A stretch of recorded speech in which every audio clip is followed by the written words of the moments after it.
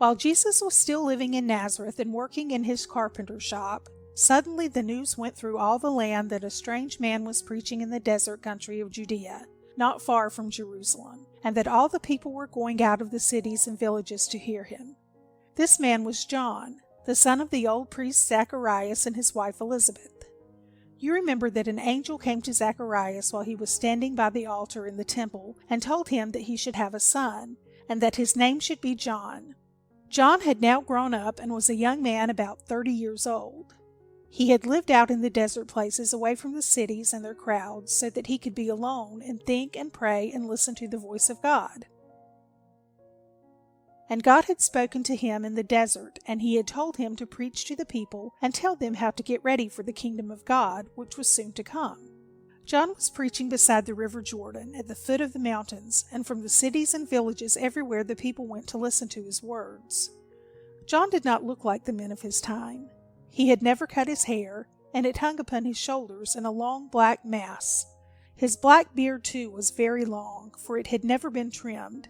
His clothing was a skin torn from a beast or a mantle woven from the rough, shaggy hair of the camel, fastened by a leather belt around the waist. He had lived out of doors in the sun and the winds and the rain, so that his face and arms and legs and his bare feet were all brown and hard. He ate for his food the locust which he could pick up in the fields, and the woods, and the honey to be found in the hollow trees. When the people looked at him, they thought of the great prophet Elijah, who many 100 years before had gone up to heaven in a chariot of fire near that very place where John was preaching, and they said wonderingly to each other, "This must be Elijah, the fiery prophet who has come back to earth." A prophet among the Israelites was a man who brought to the people the word which God had given him to speak.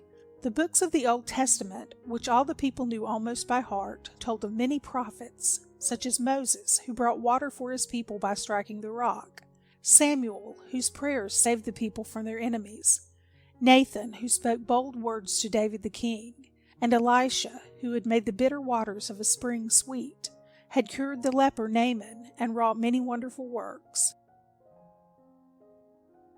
Of all the prophets, they thought Elijah the greatest, and they remembered that in the last book of the Old Testament, the book of the prophet Malachi, it was written, "Behold, I will send you Elijah the prophet before the great day of the Lord shall come." And when the people looked at the strange man who was preaching by the river, they thought that the day of the Lord was surely coming, and that here was the prophet Elijah as had been promised. John said to the people in his preaching that the kingdom of God was near at hand, and that every man must be ready for it. To make themselves ready, they were to confess their sins, to stop doing wrong, and to begin to do right. As a sign of their willingness to cease from evil and to serve the Lord, they were baptized by John in the river Jordan. John said to them, "I baptize you with water, but there is one among you of your own people, one whom you do not know, who is greater than I, so much above me that I am not worthy to stoop down and tie his shoestrings. He will come soon, and when he comes, he will not baptize you with water as I do. He will baptize you with fire and with the Spirit of God." He spoke further about this greater one who was coming so soon, and said, "He shall deal with the people as the farmer deals with his grain on the threshing floor. He will sweep the floor most carefully. The wheat he will put in his barn, and the chaff he will burn up with a fire that cannot be put out." The people came to John and said to him, "What shall we do to make ready for the coming of this great king?" John answered them, "Let everyone do what he can to help those who are in need. If any of you have 2 coats, give one of them to some poor man that has no garments. And those of you who have wheat and barley, give to those who are hungry something to eat." Some of the men who gathered the taxes from the people for the Roman rulers came to John and said, "What would you have us do to make ready for the coming of the king? Shall we tell the people that they are to pay no more taxes?" "No," answered John. "Let the people pay their taxes as before, but see that you do not make them pay more than is right, and do not rob them." For many of these tax collectors, who were called publicans, took from the people more than they had a right to take, and used the people's money for themselves. They made themselves rich by robbing the people.